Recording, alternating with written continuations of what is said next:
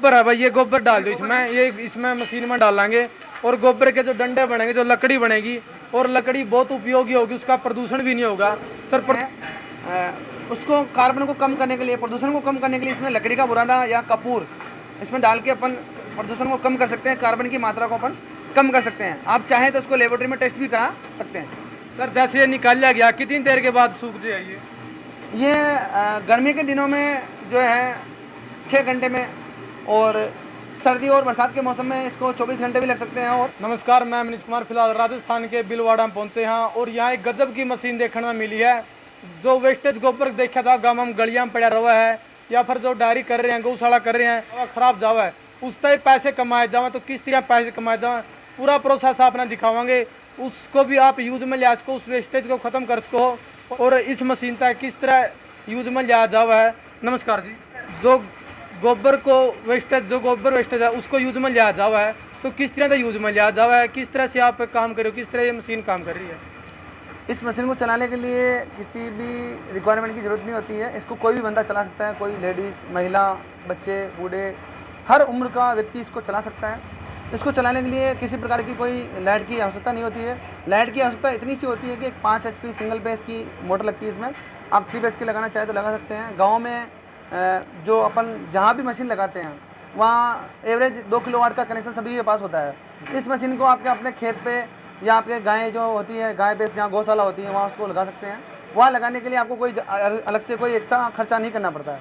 तो किस तरह से काम करा जी, और गोबर का क्या क्या बना दिया जी ये मशीन? इस मशीन से आप हवन की लकड़ी बनती है वो बना सकते हैं, और इससे डंडे बनते हैं। वो डंडे आपके इंडस्ट्री एरिया में, लोकल में जहाँ ईंट के भट्टे होते हैं वहाँ काम आते हैं, बॉयलर में काम आते हैं, होटलों में काम आते हैं, रेस्टोरेंट में। मतलब इसके उपयोग जो है अपन लोकल में या शहरों में कहीं भी अपन इसको बेच के एक एक्स्ट्रा इनकम कमा सकते हैं। जो गांव का किसान है वो इसको गांव में लगा के शहर में भी बेच सकता है और गांव में बेच सकता है। एक्स्ट्रा वर्किंग के लिए देखा जाए तो अभी बहुत सारे उपयोग है इसके। इसमें ब्रिक्स बनाने में इसका जो वेस्टेज होता है वो काम आता है, लकड़ी में काम आता है, मोक्सदाम में काम आता है, मोस्टली सभी जगह ये काम आता है। तो इसने मशीन चला के दिखाओ जी, आप अभी चलाओगे, क्या बनाओगे जी अभी गोबर का?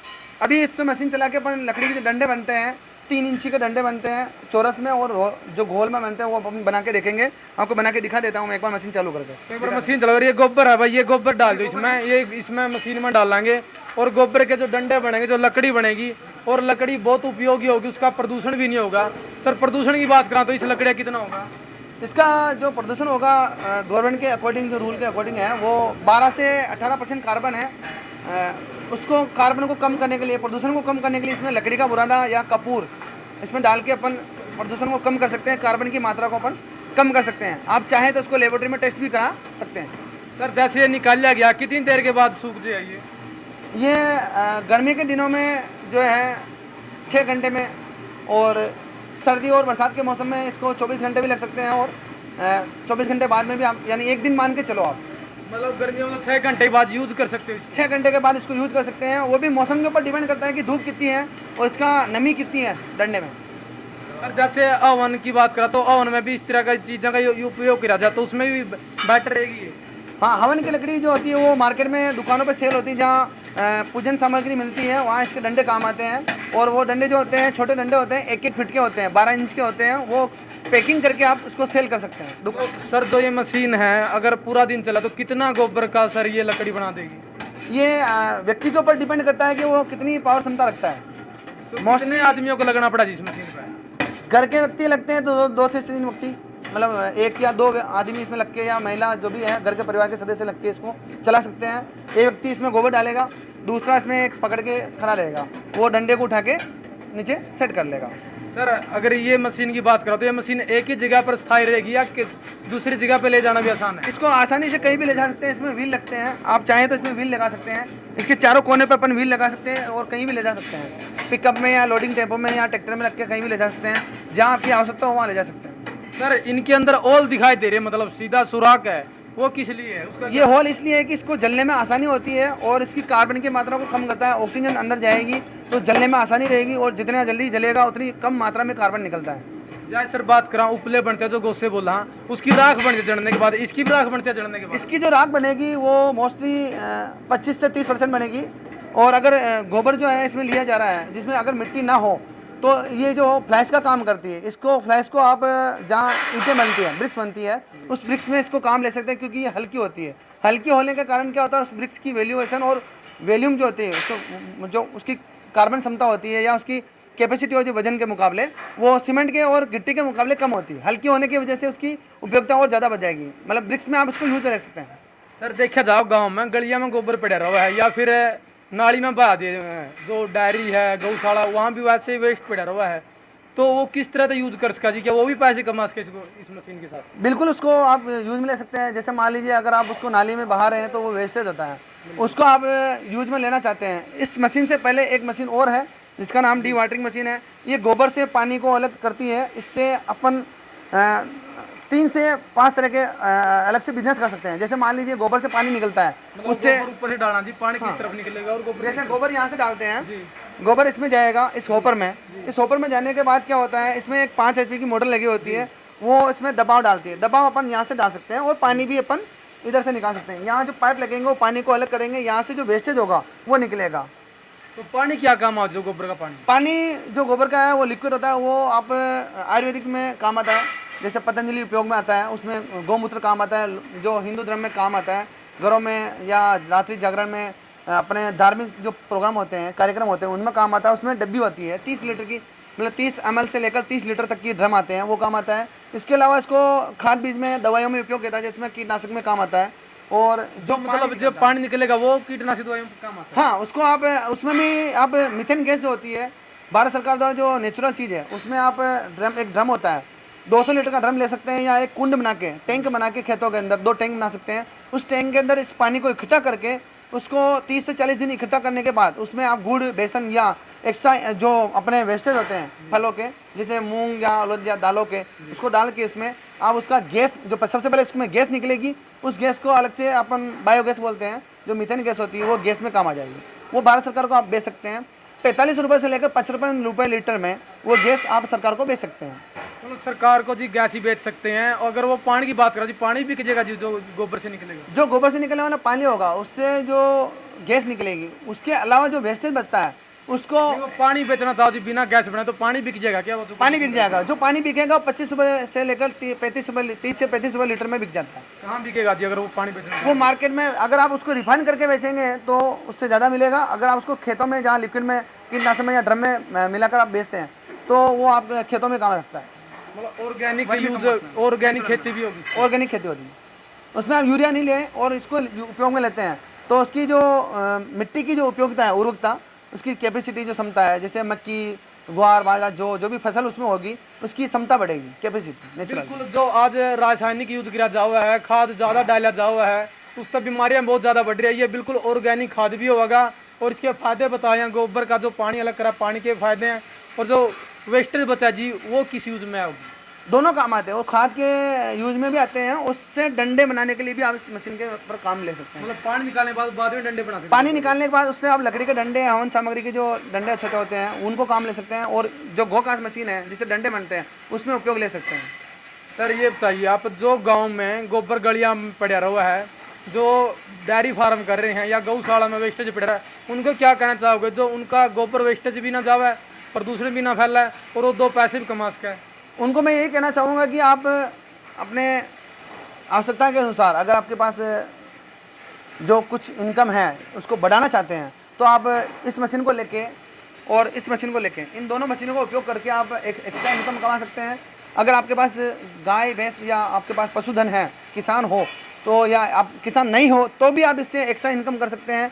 इससे जो इनकम होने वाली है, मंथली इनकम, इसकी आप कल्पना भी नहीं कर सकते, क्योंकि इससे जो बिजनेस निकलते हैं 6 से 7 तरह के बिजनेस हैं। इसमें लकड़ी बनाने का उद्योग है, लकड़ी बनने के बाद में सिर्फ पानी का उपयोग है, केमिकल जो यूज होता है यूरिया खेतों में, उसकी जगह आप इसका पानी निकाल के आप बेच सकते हैं, सेल कर सकते हैं। इससे निकलने वाली गैस आप सरकार को दे सकते हैं। इससे निकलने वाला वेस्टेज, जिससे आप दोबारा खाद बना के या लकड़ी के डंडे बना के आप सेल कर सकते हैं। मोस्टली आप देखा जाए तो इससे 6 से 7 तरह के आप उपयोग में लेके इसको एक अलग से बिजनेस व्यापार शुरू कर सकते हैं। और अगर आप कुछ भी नहीं करें, इसके वेस्टेज निकलने के बाद अगर आप गोबर से बनी ईंट बनाना चाहते हैं, जो इंडस्ट्री एरिया में काम आती है, मोस्टली गाँव में, मकानों में, बिल्डिंग में काम आती है, उसकी ईंट भी बना सकते हैं। अगर आपको कुछ नहीं करना है, मुझे छोटा सा बिजनेस करना है स्टार्टिंग में, तो आप तो जी फिर कच्ची रहेगी जो इसकी ईंट नहीं, इसकी ईंट मजबूती भी रहेगी, सीमेंट के मुकाबले रहेगी। अगर आपको ईंट बनानी है तो उसमें एक अनुपात लेना पड़ेगा। उसका अनुपात जो होगा वो होगा 60-40-30, या आप इसमें 30-30 ले सकते हैं। इसमें 3 अनुपात होते हैं। 33 से 35% आप इसमें गोबर ले सकते हैं। उसके बाद चूना ले सकते हैं। उसके बाद जो गाँव में मिट्टी होती है पीले, और उसको बोलते हैं अपन गांव की कच्ची मिट्टी होती है जो गड़े बनाने में काम आती है, उसको आप लेके एक अनुपात में उसको लेके अगर आप ब्रिक्स बनाना चाहते हैं, वो ब्रिक्स इको फ्रेंडली होती है, मकानों में या बिल्डिंग में काम आती है, वजन में हल्की होती है, और उसमें गैस के अलावा जो उसमें गैस निकलने के बाद जो बचती है, उससे जो ईंट बनती है वो इको फ्रेंडली इसलिए होती है कि वो आपके हर मौसम में ठंडी और नमी को सोख के रखती है। अगर गर्मी का मौसम हो तो उस ईंट से ये फ़ायदा होता है बिल्डिंग में कि वो नमी जो है बाहर ही बनी रहती है और अंदर के अंदर रहती है, यानी एक थर्मस का काम करती है। अगर उस बिल्डिंग में आप रहते हैं उसमें गर्मी नहीं लगती, क्योंकि उसकी नमी जो होती है बाहर रहती है, हीटिंग बाहर रहता है, अंदर की हवा अंदर और बाहर की हवा बाहर रहती है। सर एक दिन में कितना गोबर निकाल दिया ये मशीन? इस मशीन से आप प्रतिदिन 1 टन से 1.5 टन के बीच में आप इसमें रॉ मटेरियल निकाल सकते हैं, इसके डंडे बना सकते हैं। अब आवश्यकता के अनुसार जितने मेंबर काम करते हैं उनकी पावर क्षमता पे डिपेंड करता है कि आप उसमें 700 किलो निकाल सकते हैं या 1 टन निकाल सकते हैं। लगातार कितनी देर तक चला सकते हैं जी इस मशीन में? इस मशीन को आप 24 घंटे चला सकते हैं, इसमें कोई दिक्कत नहीं है। आप इसमें 5 HP मोटर लगा सकते हैं, 3 HP मोटर लगा सकते हैं। आपकी कैपेसिटी के अकॉर्डिंग आप इसको चला सकते हैं और उसके अकॉर्डिंग आप इसमें से मटेरियल निकाल सकते हैं। सिंगल फेस पे चलेगी जी दोनों? आप सिंगल फेस और 3 फेस दोनों पर ही इसको उपयोग में ले सकते हैं, इसमें कोई दिक्कत नहीं आ सकती, क्योंकि इसमें दोनों ही पावर कंज्यूम होता है इलेक्ट्रिसिटी में, जिसमें 3 फेस और सिंगल फेस दोनों चलती है। सर इसकी कीमत क्या रहेगी? क्योंकि सबसे पहले बजट देखा जाओ आदमी का कि बजट है, कीमत क्या रहेगी सर? बजट देखा जाए तो आप कंपनी से संपर्क कर सकते हैं। कंपनी के नंबर जो है आपके डिस्क्रिप्शन में दिए जाएंगे, उसमें आप संपर्क करके कंपनी से आप इसकी जानकारी ले सकते हैं। और बेहतर जानकारी लेने के लिए आप कॉल करके कंपनी के कॉल सेंटर में आप इसकी जानकारी एक साथ ले सकते हैं कि इसका क्या कहाँ उपयोग है और कितनी इसकी प्राइस है। सर इसकी वारंटी की बात करें तो? वारंटी की बात ये थी, कंपनी जो इसकी है फुल वारंटी लेती है, 1 ईयर वारंटी है, मोटर प्लस इसकी सर्विस वारंटी। अगर आपको कंपनी सर्विस देती है तो पीस टू पीस भी चेंज कर सकती है और इसमें सर्विस भी दे सकती है। मैकेनिक जो होता है वो आपके यहाँ आ सकता है। सर अगर इस मशीन को कोई खरीदना चाहो है, वो दूर है, आ नहीं सकता, तो कैसे खरीद सकेगा सर इस मशीन?